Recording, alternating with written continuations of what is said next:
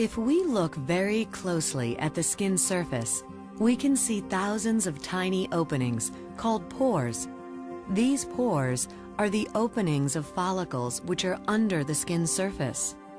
Tiny glands continuously pump oil, also known as sebum, into the follicles. The oil travels up and onto the skin. The follicle is lined with cells which produce a material called keratin. This keratin joins the oil that is flowing through the follicle. Bacteria can also be found in the follicles. Every hour of every day, this mixture flows out of the pore openings as long as the pores remain open.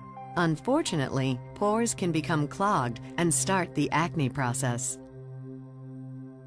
Creams or makeup may block them, but most importantly, the pores can become clogged by touching or rubbing with the hands. This can push dead skin cells down into the pore or cause a layer of skin to cover the pore. When pores are blocked, the oil and keratin that are being pumped into the follicle can't get out. Pressure builds up and makes the follicle expand like a balloon being filled with water.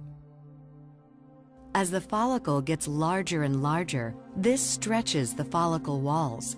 Tiny holes can form through which bacteria and other contents in the follicle can leak out. This attracts cells of inflammation, which try to fix the problem.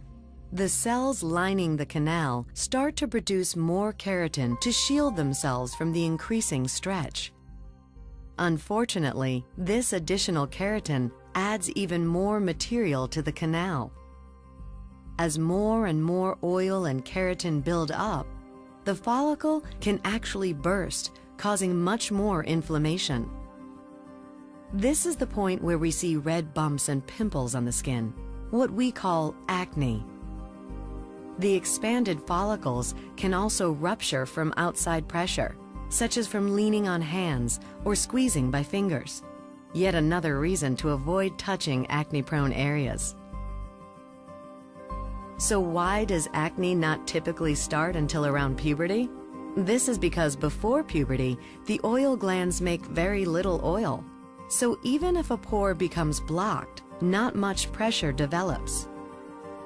But starting in puberty, hormones stimulate the oil glands to produce much more oil, which makes a person more prone to acne because pressures in the follicle can build up quickly. Because of genetics, some people can produce 5 to 10 times more oil than others. Unfortunately, these people are more acne prone because there's so much material trying to get out of the small pore at the same time. The follicle can expand and rupture, even without an actual pore blockage.